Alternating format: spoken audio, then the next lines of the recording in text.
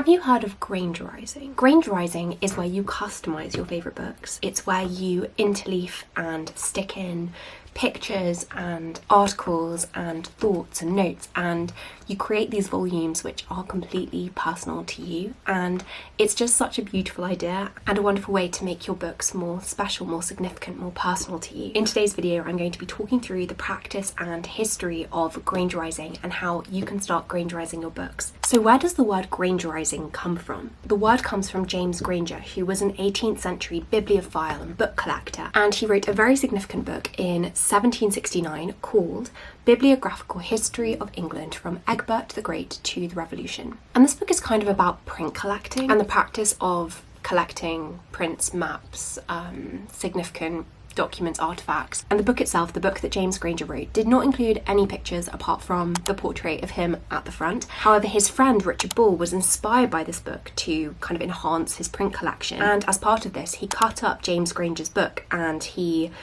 compiled the advice in a cut and stick method alongside the prints that he had in his collection. He had to rebind it because it was so much thicker than it had been before. And today this particular copy is called the Bull Granger, and it can be found in the Huntington Library, and it's from this that we get the word grangerising.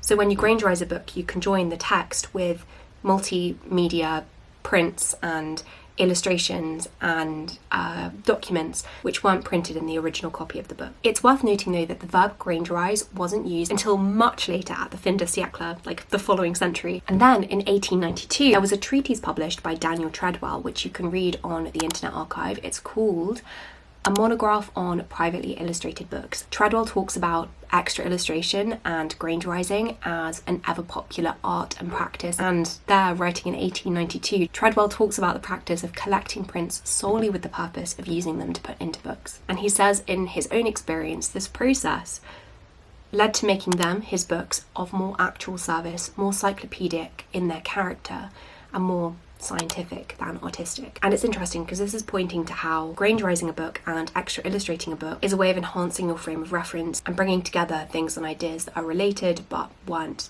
kind of published and printed together, which sounds an awful lot like another type of paper technology which we are most of us now familiar with, and that of course is commonplacing. So when you commonplace, you are compiling quotes and ideas under headings which you've taken from different places that don't usually go together. Commonplacing was very popular in the 17th century, and then grangerising and extra illustrating was popular in the 18th and 19th centuries.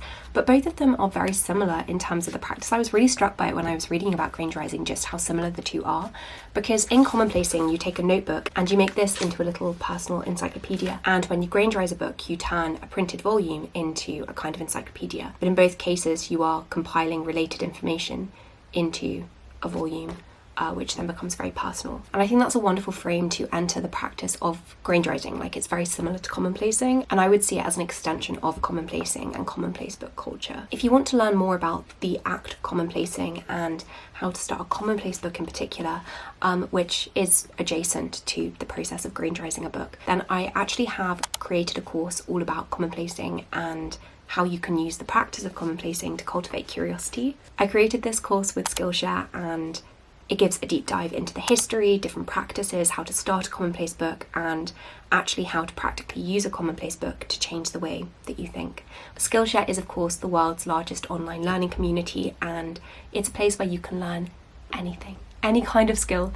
You think of it and you search it up, and I'm sure somebody will have made a course on it. You can learn practical skills like video editing, marketing, graphic design, but there are also so many classes around thinking and reading, particularly relevant perhaps if you're watching this video and you're interested in changing the way that you read and you want to kind of be intentional about the act of reading, what it means to read. I would recommend you looking at Robin Walden's classes. He's got a class on bringing intelligent reading into your life and studying the humanities, both of which are very useful if you're interested in acts of reading. I can also recommend Philippa Canella's class on how to read. I particularly like how in lesson 7 she is talking about how the same book can appeal differently to different people, hitting the nail on the head that kind of a perfect book does not exist and that books are inherently relational to the reader. Different people will take different things away from a book, and that's exactly why commonplacing from a book or grangerising a book comes into its own because it's a way to show your unique connection to a book as a reader, and that's going to be different for everybody. So if you are interested in Skillshare and you want to try any of these classes, learn any of these new skills, learn about commonplacing through my course, then the first 500 people to click on the link in the description box can get 1 month of Skillshare completely for free, so you can try out all of these different classes.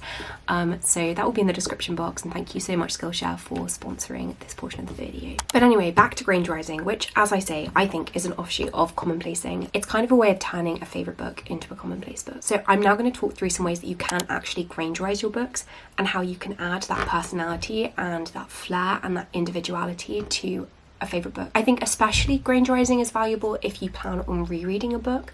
I don't know that I would invest the time into doing it if it weren't a book I was planning on picking up again. So the book that I'm going to be using as an example today is this absolutely marvellous book, Cat's Eye by Margaret Atwood, which is in my top 3 books of all time, which is really saying something. I think it's absolutely exceptional. It's about this middle-aged woman who returns to Toronto where she grew up, and she's reflecting on her childhood, specifically an abusive friendship with a girl, Cordelia. And it's just so excellently done. I love how it plays with time and nostalgia. It's so clever in terms of rejecting and surpassing the Bildungsroman narrative structure. So let's go think through some ways that you can actually grangerise your books. Wow, that's dusty. It's a little colder down here, so I've had to put on a cardigan, and I've got a hot cup of Earl Grey rooibos tea. But anyway, I'm going to talk through how I plan to grangerise each of these books. I've got 2 books which I'm going to be focusing on. I've got Milton's complete shorter poems, but specifically The Mask at Ludlow Castle, or Comus, which is my favourite thing by Milton, and I have some paintings that I've been meaning to stick in my copy for ages, and so I'm actually going to do it today. And then, as I said, Cat's Eye by Margaret Atwood. Now, the first thing I think we could add is a space at the beginning for writing down when you read this book and each of the times you reread it. So, as I say, I've reread this 4 times, and so I like the idea of tracking, while I still remember when I read them, the dates and the details of each reread. And this is going to require some speculative thinking. Like, ideally I would have done this as soon as I read it each time, but it will be a way for me to look back when I read it in future and know the past versions of myself that have also read it. And specifically for this book, which is narrated by Elaine at multiple different ages, like it switches between her in the present as a middle-aged woman and her as a child, I think it's quite nice about similarly having past versions of my reading self like embedded within the cover of this book. Now, the second thing I think is particularly important, and this is something I've started doing in my favourite books especially. So obviously at the beginning of every book you have this. You have your table of contents. This is your chapter summary. It shows you all of the key important page numbers that you need to know. So very integral that you know that chapter 4 starts on page 97. And really the table of contents is there as a guiding aid. Like, it should be helpful so that you can find like a page that's significant, but really the pages that are significant are the ones with the passages and the lines that really resonate with you. And so another way to grangerise a book is to make your own table of contents, which is what I'm going to do with this. I have some dog-eared pages already, which tell me that like page 167 is a personal favourite. And so making a note of the best pages in the book, which you could even do as you're going along, means that you've got those pages on hand, and when you do go back and you reread it, or you pick up this book from your bookshelf and just want to dip into it, you know which pages to go for. So number 3, sticking in pictures and prints. Of course, this is the most obvious one and where grangerising actually comes about. Everything else is kind of an extension from putting prints into your books. And there are different ways that you could go about this. So as you're reading, maybe you are reminded of a painting that you saw in a gallery once and you decide to interleaf the painting there, which I'm actually going to do in Cat's Eye with a painting of the Virgin Mary. Alternately, you may know of some illustrations that were inspired by the book you're reading, or like even a movie still from a film adaptation, and similarly you could paste these into the book. I think the best way to do it is to like interleaf it. So if you kind of stick it in as an extra page and then it's not obscuring any of the text, and it can complement your reading as you're going through. So I'm going to do that with Comus, because I do have these absolutely beautiful illustrations printed, which William Blake did. Oh no, I put the glue on the wrong side. They are some of my favourite pieces of art. I look at them very regularly, and so I just want to kind of interleave them into my book so that I can look at them alongside reading Comus. Another thing you could do when reading especially is consult your commonplace book. So if a theme like time comes up, to look in your commonplace book, see if there is a quote related to time which you've taken from elsewhere, and then you could just pop it into the margins, and that's really where you're going to see this becoming a commonplace book, like an extension of your commonplace book, a bridge between the physical commonplace book and your reading material book as a commonplace book too. And then the final annotation point that I will say, and this is something that I've already done with this book, and I've done with a few others, is using an invisible ink pen. This is my one. It's got like a UV light on the end, and I use invisible ink if I want to do any sort of journaling in the book. So if, for example, it's bringing up a memory, or it's making me reflect on something philosophically or in relation to my past or anything, I will use invisible ink to journal inside the book. I wouldn't do this with ordinary ink.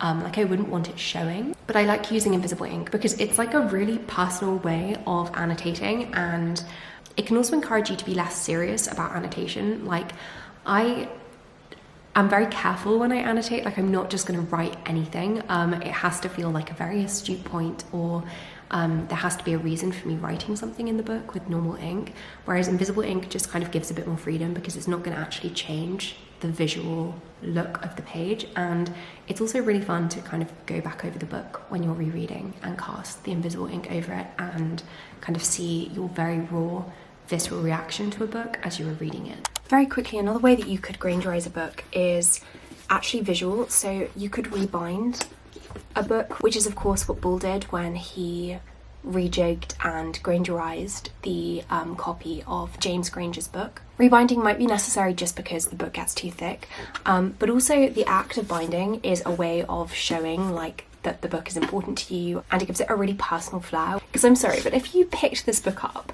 you would not think anything of it apart from, wow, somebody did a really, really bad job of the binding. However, I look at this and I think, oh my gosh, I remember making this and it took me absolutely ages, and it doesn't look perfect, but it's kind of as part of its imperfection that it has more of a story for me. Adjacent to that could be illustrating the books yourself, like adding little decorations, even foredge painting, but customizing the title page would be a lovely way to add a little bit more personality to it once again. But yes, that's everything I wanted to talk through with you now. Hopefully there is something there that you can take away, and I'm now going to give you my thoughts on the process of grangerising and why I think it's important. I think grangerising is valuable because it turns you from a passive into an active reader. That's a key theme when looking at 17th century literature and like processes of reading, the idea of being active with what you're reading and kind of connecting to the book that you're reading. So even the act of stamping a book with an ex libris stamp that has your name on it or your family crest traditionally. Frances Wolferston, for example, in the 17th century would write Frances her book in the front of her books. But there's like a connection and there's like an ownership to reading there, which involves the reader and actually kind of physically puts the reader into the book. And that ownership, that connection definitely feels more like valid and understandable considering how much rarer books were. I mean, books are still pretty expensive, but like when you compare the price to what it used to be, they are so affordable, and they are affordable enough that, especially if we're shopping secondhand, we can accumulate a lot of books. And so it kind of makes sense that we wouldn't then like customize all of our books and kind of write our names in all of our books in the same way. No, not to say that not everyone does, because I do think the ex libris stamp is making something of a comeback. But I just love how grangerising makes a book personal to you, and the book itself then reflects and is testament to how much a book means to you. It kind of becomes this material marker in relation to you as the reader. It also bestows importance onto the physical object of the book as well as just the text. Like, this book is significant because I bought this when I was 17 and I've read it 4 times since then, and so it's kind of joined me in a very material way in many different life stages, and it's kind of transcended time and moved with me, which I think is absolutely beautiful. Effectively, when you add your own illustrations, when you add tiny kind of snippets and annotations and thoughts, you're adding to the paratext of the book as well. And I think when we kind of frame it as a form of paratext, it kind of helps to even better frame like the importance of your personal copy to you as a reader. Paratext was kind of most officially and famously theorized by Jeanette in his book Paratext from 1987, and paratext is all of the stuff around the actual text. So this is the text, and then the paratext will be like, you know, the four words, or in this book there's quotes at the beginning from Stephen Hawking, there are dedications, there are words of thanks, you've got the information about publication, you've got like other works by Margaret Atwood here, you've got the cover, you've got what else? Oh yeah, more books by Margaret Atwood there. And these are things which are connected to the text, but they're not actually part of the text. And so when you grangerise a book, I feel like you're similarly making your own paratexts. And paratext helps us as a reader to frame and interpret what we are about to read. It does like change the way that we then read it. Like knowing that Margaret Atwood has also written all of these famous books might help us to go, oh wow, she's a very significant author. Or even just having her name, Margaret Atwood, here, we know that she's written The Handmaid's Tale. We've even got a reminder that she was shortlisted for the Man Booker Prize, which again means that when we pick this book up, we're thinking, okay, this is going to be a good book. And the paratext is changing then the way that we read it. And similarly, if we are adding illustrations, if we are adding prints, if we are adding thoughts in the margins, I wonder if that too becomes a form of personal paratext, where when we next read it, we're kind of reading it with all of those things in mind. And the fact that we ourselves as a reader have put the time into creating and customizing the book in that way, it kind of tells future us that it is a really important book and it's kind of worth reading, and that there's a lot of value in it. Yeah, I've been thinking about that a lot. It does also, as a practice, just to encourage us to be more synoptic thinkers, because we're combining the text with like something from elsewhere, like a quote from a commonplace book or a painting, but two things that don't necessarily always go together. So it kind of encourages the same sort of synoptic thinking that the commonplace book encourages. So I think even when we're not grangerising a non-fiction book, there is still value being bestowed, and it can still enhance our reading experience. But anyway, thank you for watching this video. I hope you found it interesting. I hope that maybe you learned something new, and I hope that you have more than just a productive week.